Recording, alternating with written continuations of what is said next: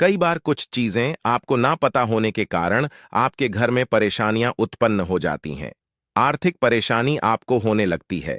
पितृदोष आपके घर में होना शुरू हो जाता है। देवदोष आपके घर में होने लगता है। और आपके घर में इतना क्लेश होता है कि आप चाहकर भी उसे रोक नहीं पाते। इसके कई कारण हो सकते हैं, जैसे आपने अपने पितरों की फोटो ऐसे स्थान पर लगा रखी है जहां उसे नहीं लगाना चाहिए। आपने अपने घर में भगवान का मंदिर ऐसे स्थान पर बना रखा है जहां उसे नहीं बनाना चाहिए। तो आज की वीडियो में मैं आपको महत्वपूर्ण जानकारी बताऊंगा। आपके घर में पितरों का स्थान कहां होता है, घर में मंदिर किस दिशा में बनाना चाहिए।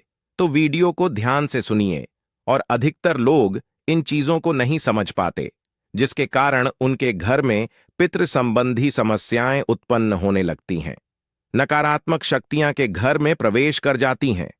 वह लोग पूजा पाठ तो बहुत करते हैं, पर कहीं ना कहीं उनके द्वारा किया गया पूजा पाठ उनके इष्ट तक नहीं पहुंच पाता, या फिर अन्य कोई ऐसी नकारात्मक शक्ति होती है जो उनके पूजा पाठ को बीच में रोककर स्वयं ग्रहण कर लेती है।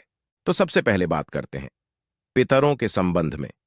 पितृ हमारे घर के पूर्वज होते हैं जो अब इस दुनिया में नहीं है। जो लोग कहते हैं कि पितरों को नहीं पूजना चाहिए, उनको मैं बता दूं कि भगवान श्री राम ने भी अपने पितरों का तर्पण किया था, उनका पूजन किया था। भगवान श्री कृष्ण ने भी अपने पितरों का पूजन किया था। और सभी मनुष्यों के ऊपर पितृ आरण होता है, इसको उतारना जरूरी होता है। जिस प्रकार हमारे माता पिता की संपत्ति पर हमारा अधिकार होता है, उनके कमाए हुए धन पर हमारा अधिकार होता है, वैसे ही हमारा भी यह कर्तव्य बनता है कि हम अपने पितरों के निमित्त कुछ अच्छे कार्य करें ताकि उन्हें मुक्ति मिल सके। अमावस्या पितरों का विशेष दिन होता है। अमावस्या पर पितरों की पूजा जरूर करनी चाहिए। आप जिस हिसाब से उनकी पूजा करते हैं, उस हिसाब से अमावस्या पर उनकी सेवा करें। पितरों के क्रोध को शांत करने के लिए पितृ गायत्री मंत्र का जाप जरूर करें। ओम पितृगणाय विद्महे जगतधारिणी धीमहि तन्नो पितरो प्रचोदयात्। पितरों के आशीर्वाद से ही घर में सुख समृद्धि का वास होता है, हमारा कारोबार अच्छा चलता है, घर में धन लाभ होता है। तो कई लोग कुछ ऐसी गलतियां करते हैं जिससे हमारे पितृ हमसे नाराज हो जाते हैं, जैसे अमावस्या के दिन पितरों की पूजा न करना, घर के बड़े सदस्यों का अपमान करना, कुत्ते को रोटी ना देना, कुत्तों और गायों को भगाना या उन्हें मारना, देर से उठना। यह गलतियां करने पर हमारे पितर हमसे नाराज हो जाते हैं। जब पितृ हमसे नाराज होते हैं तब हमारे घर में क्लेश की स्थिति बनी रहती है, और क्लेश इतना होता है कि हम चाहकर भी उसे रोक नहीं पाते। घर में धन धान्य की दिक्कत आने लगती है, कारोबार बंद हो जाता है, मन अशांत रहने लगता है, किसी भी कार्य को करने का मन नहीं करता, घर में शुभ कार्य नहीं होते। अगर घर में शुभ कार्य होने वाले होते हैं तो शुभ कार्य होने से पहले ही घर में लड़ाई या क्लेश हो जाता है। अमावस्या की रात हमारे साथ कुछ अजीब होता है, जैसे हमें अमावस्या की रात नींद नहीं आती, आधी रात में हमें भूख लग जाती है। यह सब पितरों के नाराज होने के ही संकेत होते हैं। जब पितृ नाराज होते हैं तो घर में मनमुटाव की स्थिति उत्पन्न हो जाती है। पितृ हमारे घर के सबसे पहले देवता होते हैं। अगर पितृ ही नाराज हो जाए तो हमारे कुलदेवी, कुल देवता और हमारे इष्ट देव भी हमसे प्रसन्न नहीं हो पाते, क्योंकि पितृ हमारे माता पिता होते हैं। और जब हमारे माता पिता ही हमसे प्रसन्न नहीं है तो हमारे इस देव हमसे क्या ही प्रसन्न होंगे। तो अगर ऐसे में आप अपने इष्ट देव का कितना भी पूजा पाठ कर लें, आपके इष्ट आपसे कभी भी प्रसन्न नहीं होंगे। आप पूजा पाठ करते रहेंगे, पर आपको अपनी पूजा पाठ का सही फल नहीं मिल पाएगा। इसलिए सबसे पहले आपको अपने पितरों की पूजा पाठ करनी चाहिए, जिससे आपके पितृ आपसे प्रसन्न हो सके। अगर आपके पितृ आपसे प्रसन्न है तो आपके इष्ट देव मात्र थोड़ी सी ही पूजा पाठ से आपसे प्रसन्न हो जाएंगे।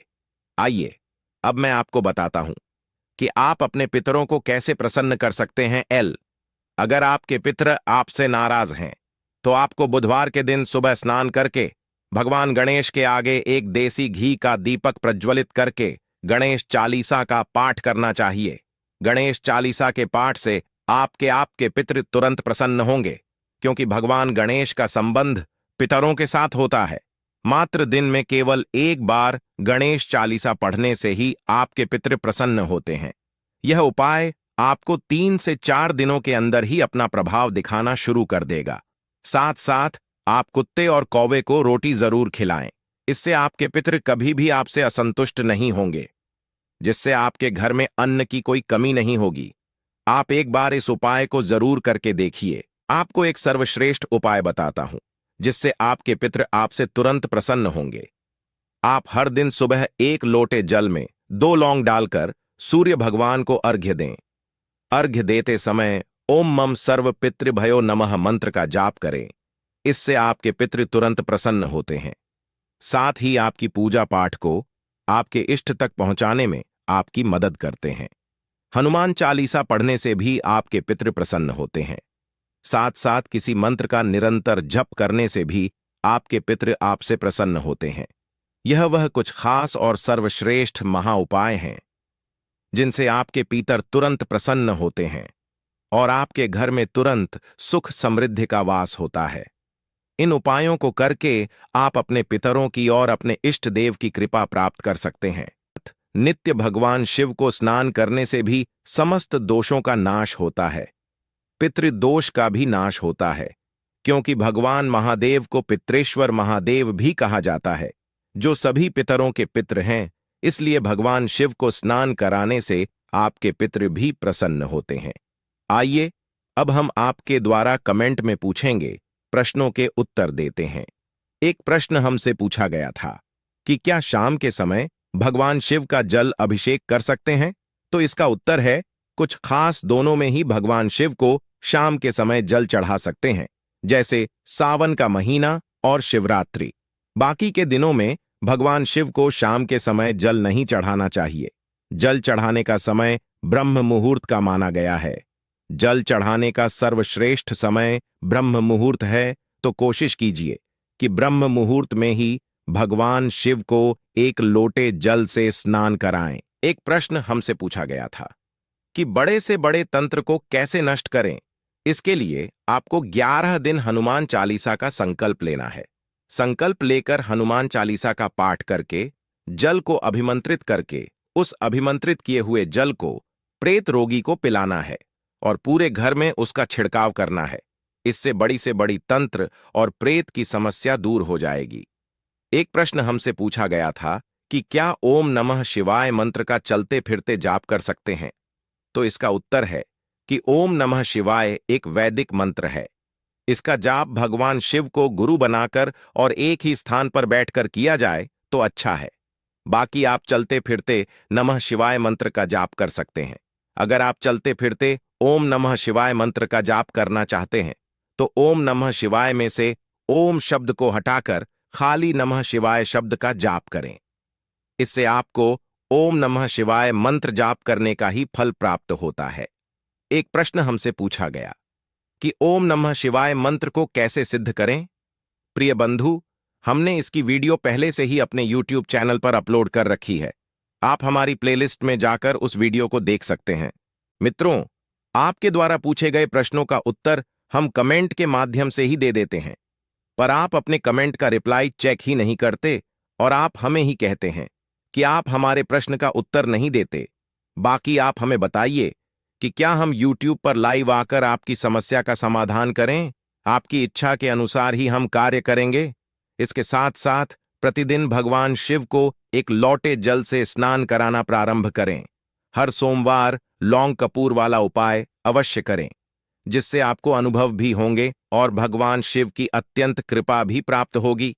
साथ साथ में एक रुद्राक्ष की माला से ओम नमः शिवाय मंत्र का जाप भी अवश्य करें। इससे आपकी वाणी भी सिद्ध होगी, आपके घर में सुख समृद्धि का भी वास होगा।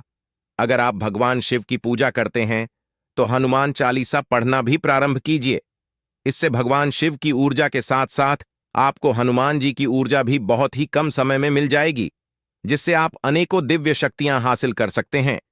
पर इसके लिए आपको नियम से एक ही समय पर और एक स्थान पर बैठकर मंत्र जाप और पाठ का जाप करना चाहिए। अगर वीडियो अच्छी लगी है तो आप हमसे जुड़ने के लिए हमारे चैनल मेरे शिव 18 को सब्सक्राइब करें, ताकि हमारे द्वारा डाली गई वीडियो आपको सबसे पहले प्राप्त हो।